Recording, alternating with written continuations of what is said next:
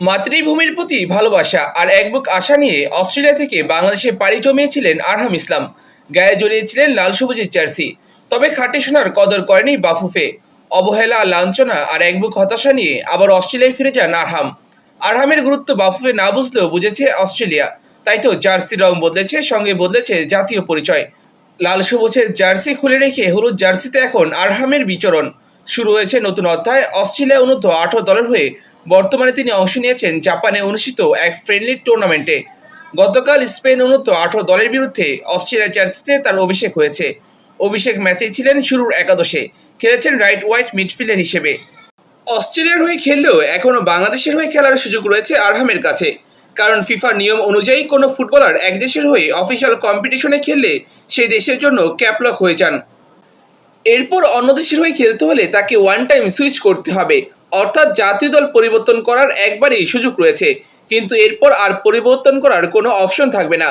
আরহাম বাংলাদেশের হয়ে Asian cup বাছাই পর্বে খেলেছে, অর্থাৎ সে বাংলাদেশের একজন রেজিস্টার্ড ফুটবলার। তাই অন্য দেশের হয়ে খেলতে হলে বাংলাদেশের অনাপত্তিপত্র লাগবে, আর অনাপত্তি পাওয়া মানেই সে চিরকালের জন্য অন্য দেশের হয়ে যাবে। তবে সুসংবাদ হলো, আরহামকে খেলাতে বাফুফে থেকে অনাপত্তিপত্র সংগ্রহ করেনি অস্ট্রেলিয়া। ফলে আরহামের এখনও ওয়ান টাইম সুইচ হয়নি এবং আরহামকে এখনও বাংলাদেশ চিরতরে হারিয়ে ফেলেনি।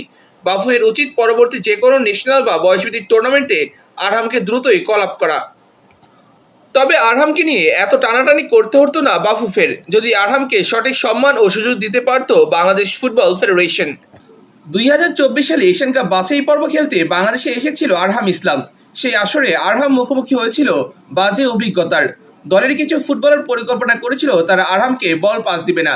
সেই অনুযায়ী কম্বোডিয়া ম্যাচে লেফট সাইড দিয়ে বল সাপ্লাই দেওয়া বন্ধ করে দেয় বাকি ফুটবলাররা, যার ফলে আরহাম একেবারেই বল পাচ্ছিলেন না।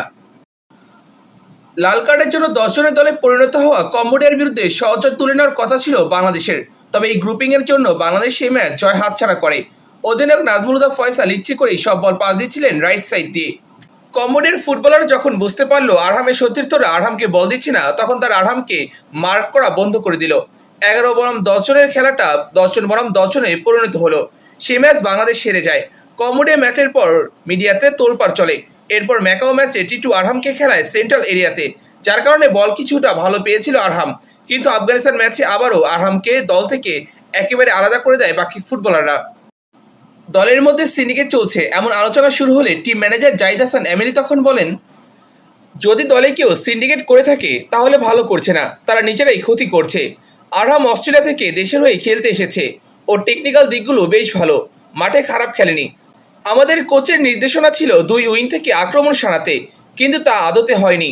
ডান উইং ব্যবহার হয়েছে বেশি। এখন কেউ যদি দেশের জন্য না খেলে শুধু নিজের জন্য খেলে তাহলে তো ভুল। মিডিয়ার সামনে এমিলি আরও বলেছিলেন, এই বিষয় দ্রুতই সমাধান করা হবে। আরহাম ও ম্যাচ নিয়ে আমরা আজই বিশ্লেষণ করব। এমন যদি হয়ে থাকে তা নিয়ে কথা বলবো।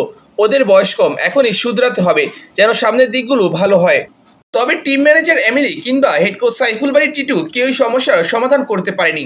টানা 4 ম্যাচে একই ঘটনার শিকার হন আরহাম। এরপর আরহামকে অনূর্ধ্ব-23 দল থেকে বাদ দেওয়া হয় জাতীয় দলের হেড কোচ হাবিয়ার কাবরেরার নির্দেশে। কারণ হিসেবে ছিল না কোনো সৎ ব্যাখ্যা। কিন্তু বাংলাদেশ অনূর্ধ্ব-23 জাতীয় দলের হেড কোচ সাইফুল বারী টিটু দল ঘোষণার মাস তিনেক আগে এক ইন্টারভিউতে বলেছিলেন আরহাম অবশ্যই দলে থাকবে। এই দেশে আসার পর আরহাম বারবার শিকার হয়েছেন একের পর এক অবহেলা আর দুর্নীতির।